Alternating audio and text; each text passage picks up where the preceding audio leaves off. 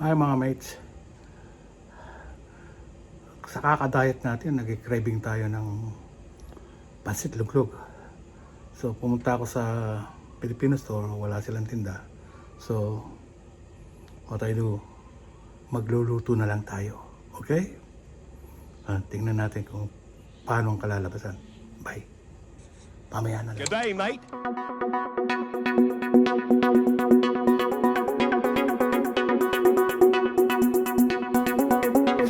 Hi guys, ito yung mga ingredients na kailangan natin. May itlog tayo, may pork mince tayo, meron tayong chicharon, meron tayong bawang, sibuyas, at saka spring onion, meron tayong anato, meron tayong mamasita mixed sauce for palabok, at ito meron tayong bihon. Yan guys yung mga gagamitin natin para gumawa tayo ng pansit luglog Kapampangan. Okay mga mates, ito na yung ginagawa natin, yung ina-add natin yung bawang, then yung onion, saute natin. After that, isusunod natin yung pork mince. Igigasin natin yung pork mince. So, ang hirap lang nito, wala tayong cameraman. Okay. Tiis muna tayo. Okay. Wala tayong taga-video. Then mamaya, pag light brown na, ilalagay natin yung pork mince.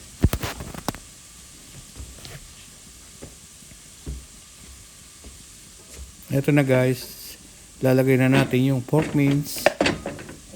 Igigisa natin yung pork mince hanggang maluto ito. Kailangan lang lagi mong haluin yung pork mince dahil minsan didikit. Kasi ang ginagawa ko, hindi ko masyadong nilalagyan ng oil.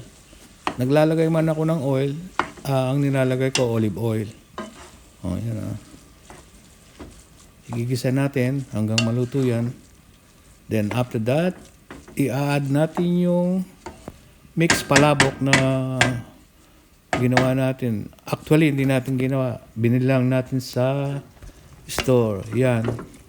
Luto na yung pork mince.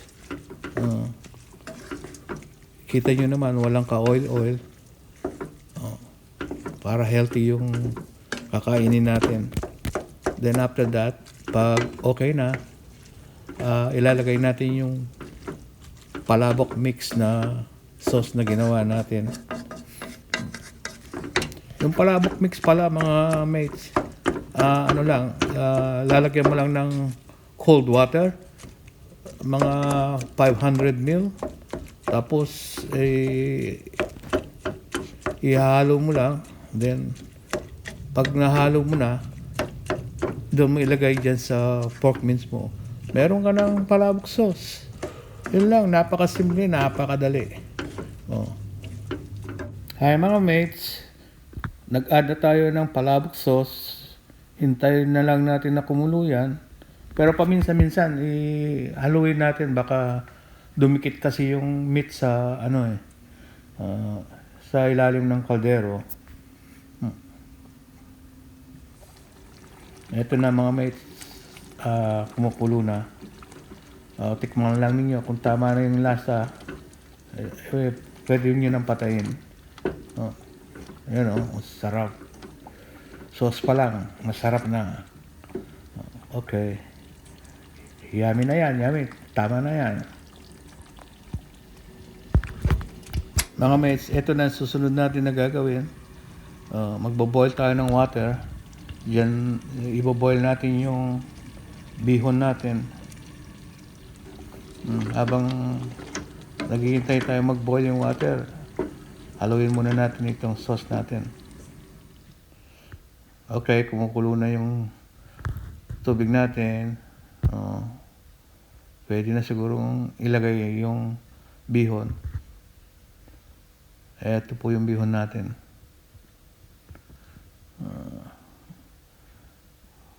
Ilalagay na natin yung bihon. Ayan po, Nilagay na natin yung bihon natin. Antayin lang natin na kumulo yan. For me, mga 5 to 8 minutes.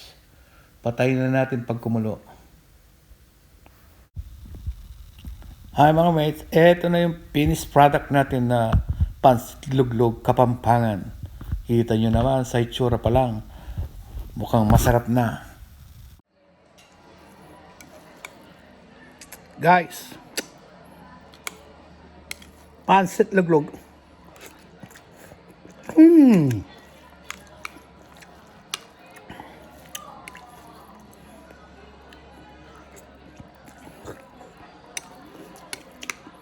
Sarap. Bye. Maraming salamat sa panonood. Sana naman mag-subscribe tayo at mag-like at mag-comment. Hanggang sa susunod. Bye-bye.